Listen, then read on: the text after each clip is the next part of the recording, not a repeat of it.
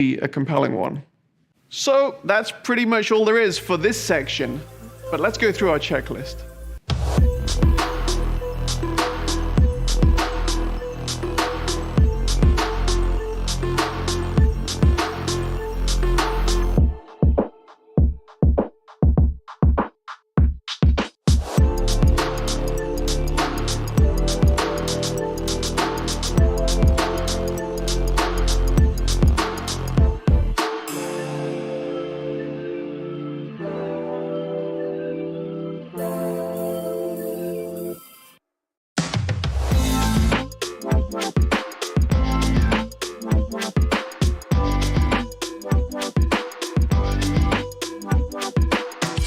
In this session, we're going to be talking about a subject that may seem very administrative, and that's registration.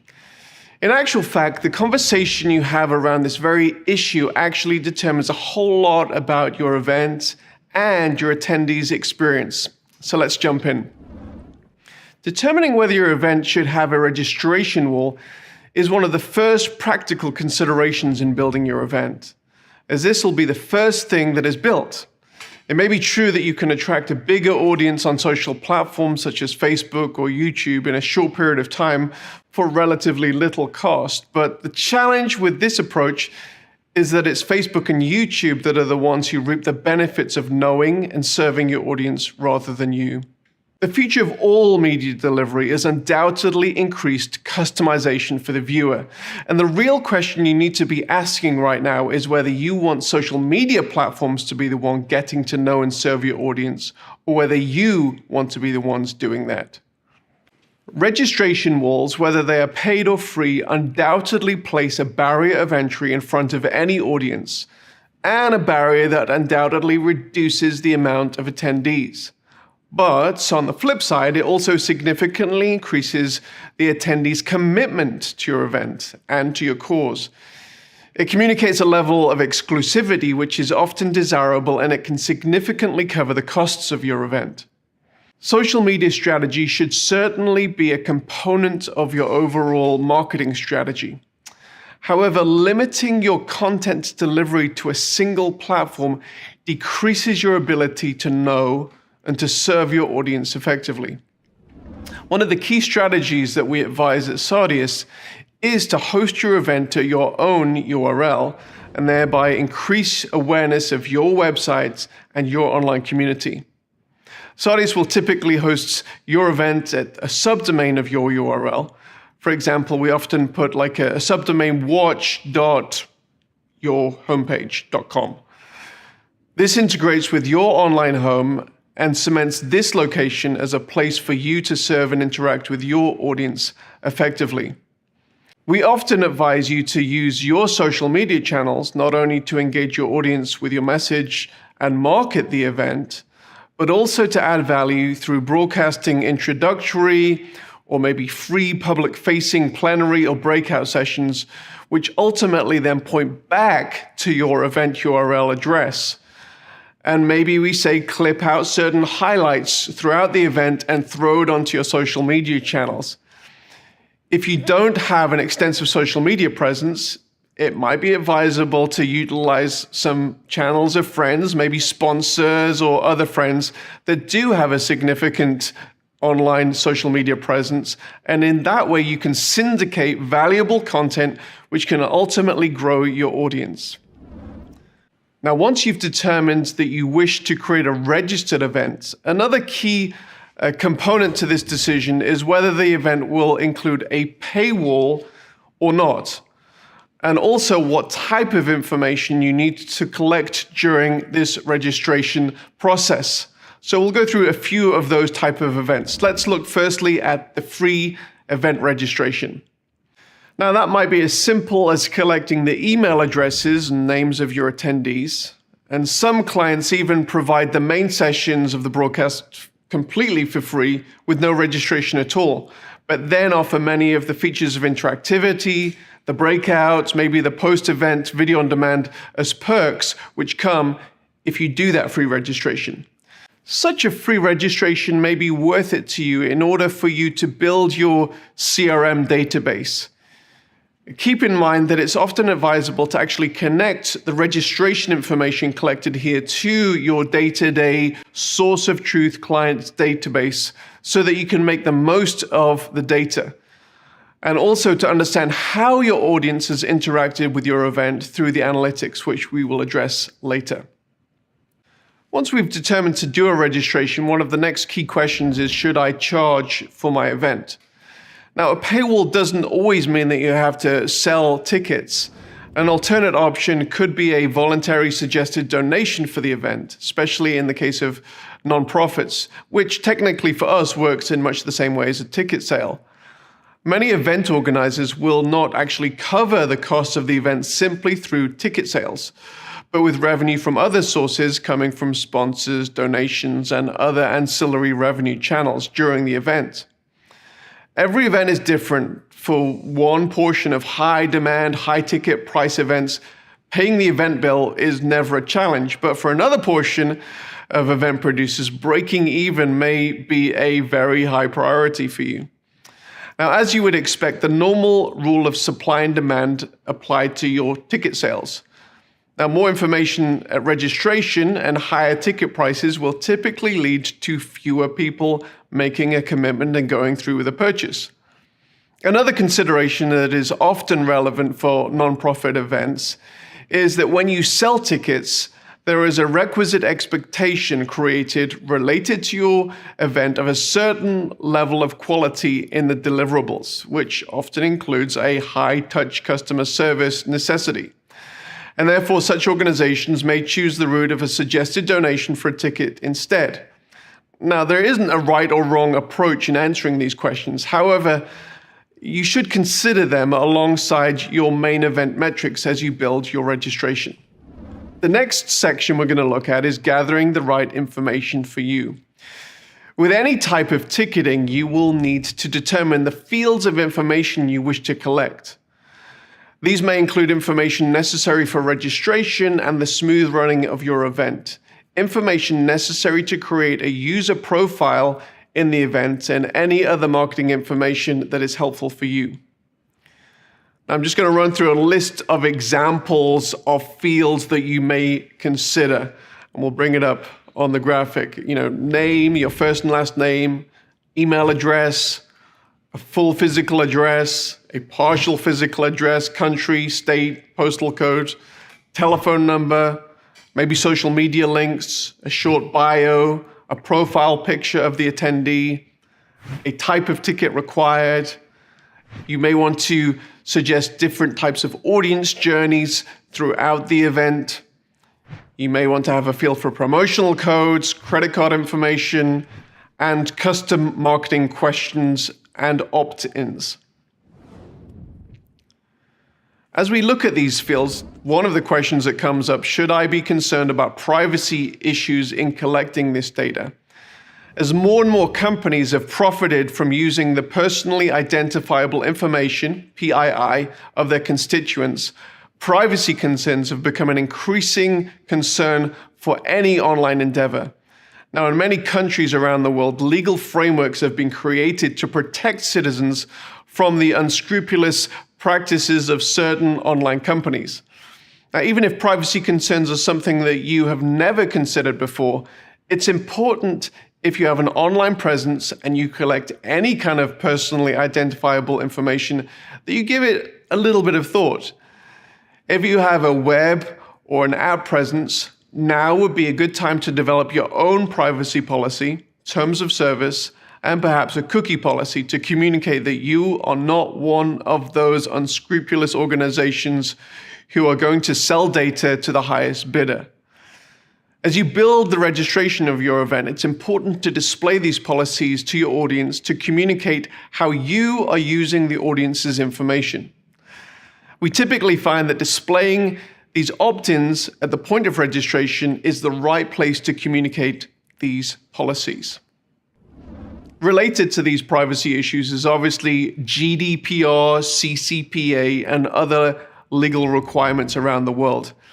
Now, if you have a significant audience in Europe, UK, or in California, it's important that your online event is compliant with the General Data Protection Regulation, GDPR, EU and UK, and the California Consumer Privacy Act, the CCPA, respectively. You are responsible as the data controller of your constituents' information.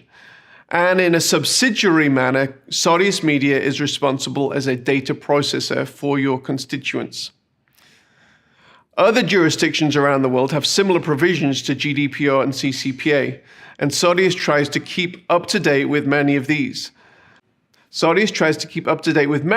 But we've placed an emphasis on compliance with both GDPR and CCPA, as these, up to this point, have been the gold standard in relationship to privacy compliance.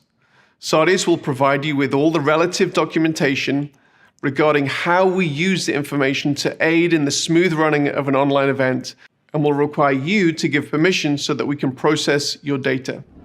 The next question in building your registration is, should I limit the number of devices per registration? Privacy issues are nothing to be afraid of. While you shouldn't be using the personal identifiable information for purposes for which you're not authorized, obtaining the consent of attendees to opt into your calls to action is often exactly what both you and the attendee want. Business models moving forward will increasingly rely upon the organization's ability to customize their services and communications to their clients. I find it both reassuring and convenient to walk into a local coffee shop where they know your name and they've already prepared your coffee. One barrier to collecting this information, however, is when individuals share their username and passwords. And this has been a problem that Netflix and many of the other online video platforms have to deal with. When Barry from accounting tweets out his access codes and suddenly 1,500 people are using it, you have a lot of useless information about Barry. Added to the fact that you may have missed out on selling many tickets and a lot of money. For these reasons, we recommend that you limit the amount of devices per registration. When an individual buys a ticket or registers to a Sodius-powered event, a unique token is created per registration, and that is used to create the individual event journeys throughout the event. It's also possible to restrict the amount of devices that can access the event on that token. As you build the registration, it's important to consider your goals and whether you wish to restrict each token to a specific number of devices, whether it's 1 device, 10 devices, 20 devices. Audience journeys. You may choose to develop an event where every attendee is served the same content the same way. Alternately, you may wish to create an event where the audience either chooses or is placed in a custom journey related to their audience segment. In much the same way as you have choices in an in-person event, you need those same choices online. Now, this may change what content that audience segment sees, which user interface they interact with, and which other attendees they interact with as well. You may build an event where attendees get to choose what components of the event they wish to participate in and when they want to participate in it after they've entered the event, or these choices may be made by the audience during that registration process. I'm going to run through a few examples of choices that the audience can make either before registration or after registration. The first one is audience segment. Do you have a leaders track and a youth segment and a VIP segment that needs to be served different experiences, different content than the general audience?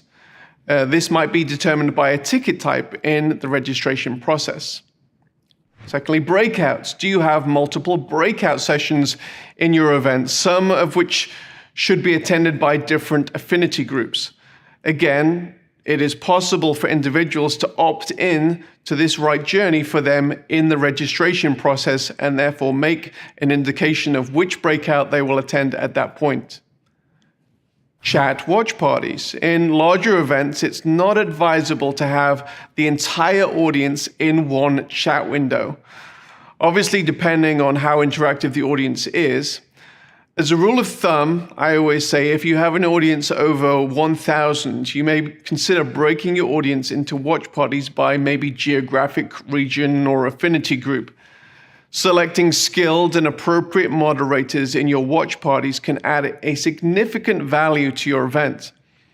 Moderators might be subject matter experts, maybe regional representatives, or maybe in a church it might be a group pastor or a cell group leader.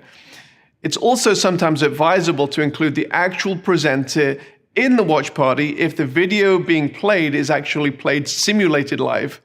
And so you add that live component to the event, and so people can ask questions on the fly. One-on-one meetings is another component.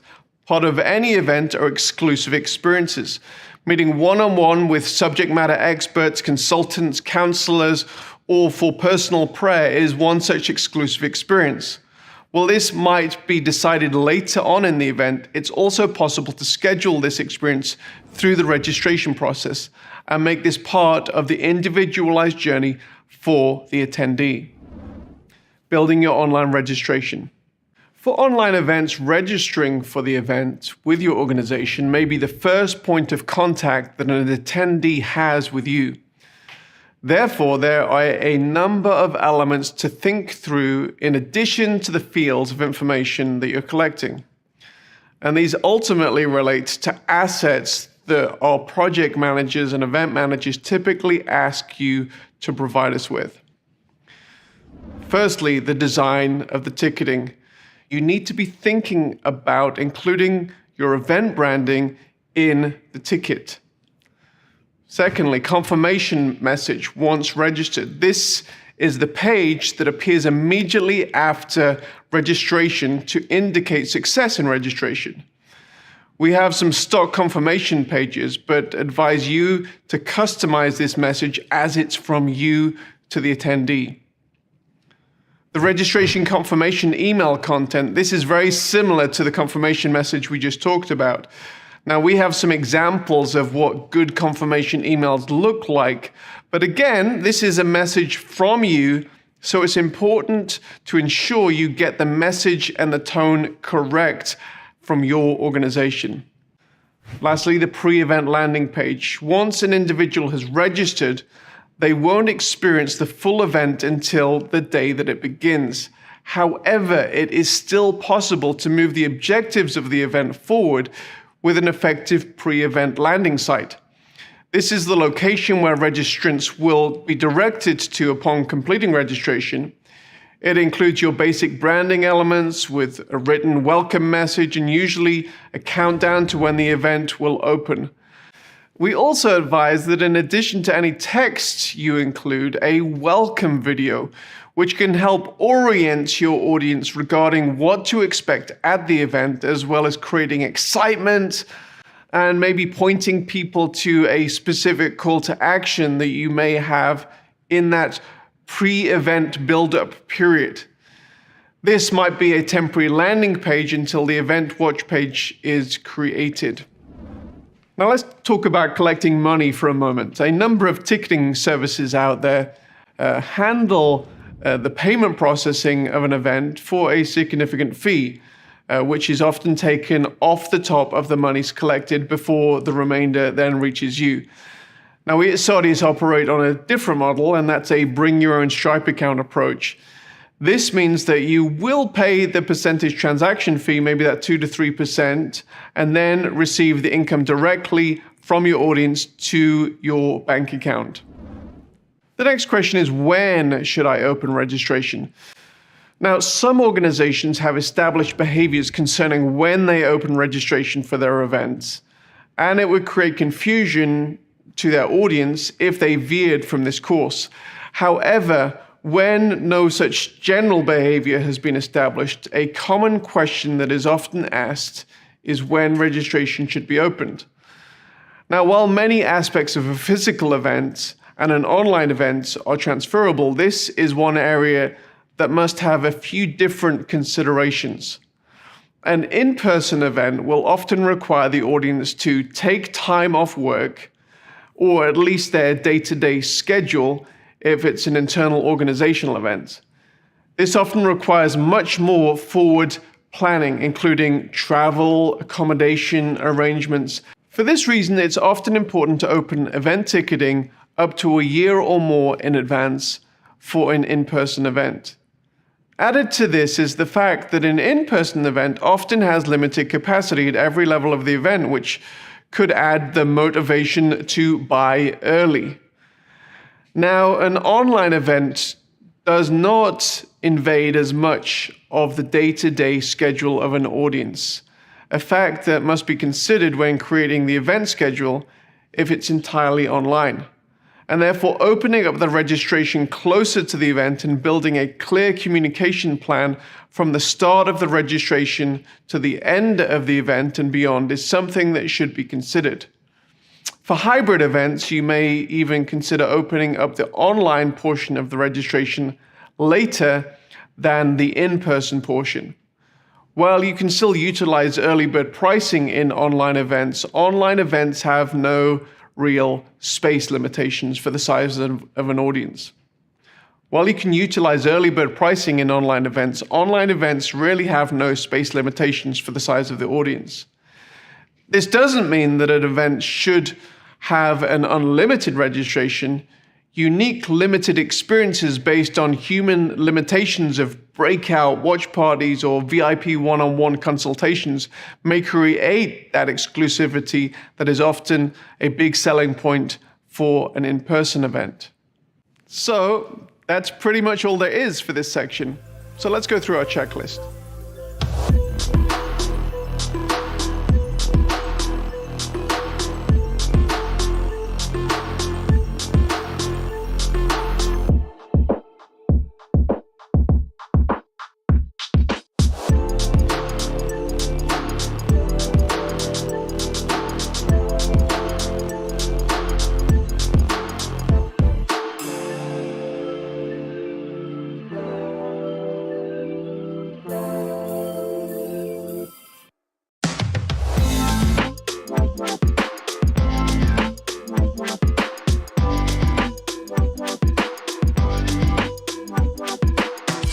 In this session, we're going to go through all the considerations that you need to think about in relationship to producing your online event.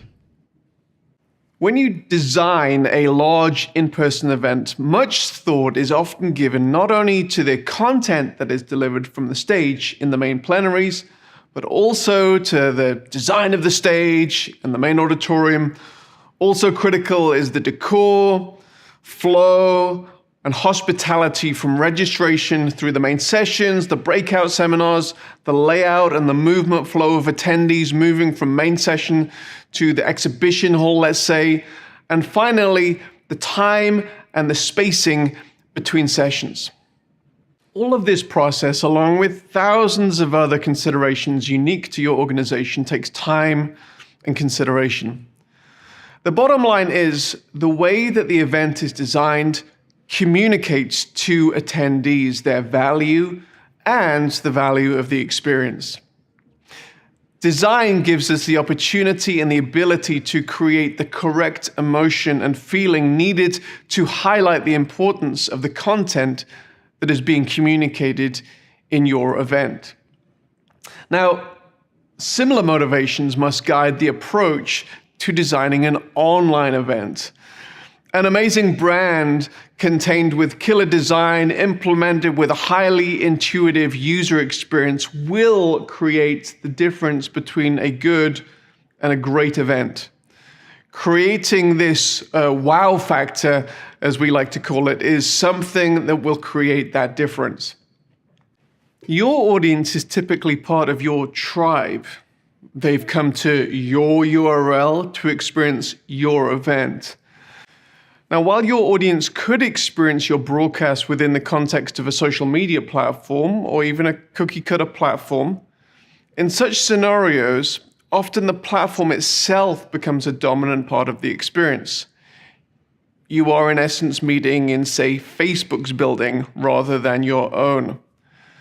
Now, those of the utilitarian mindset may not care for this design aspect, yet I believe, and all of us at the Sardius team believe, that it's important to think about the following components in a similar way to the way that you would consider the component parts of an in-person event.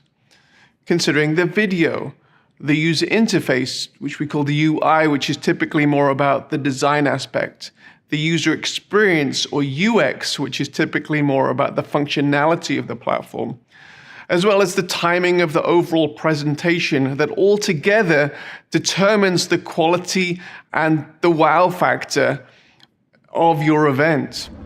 Now, Sardius can adopt a number of approaches when it comes to design and UI and the whole graphic design process.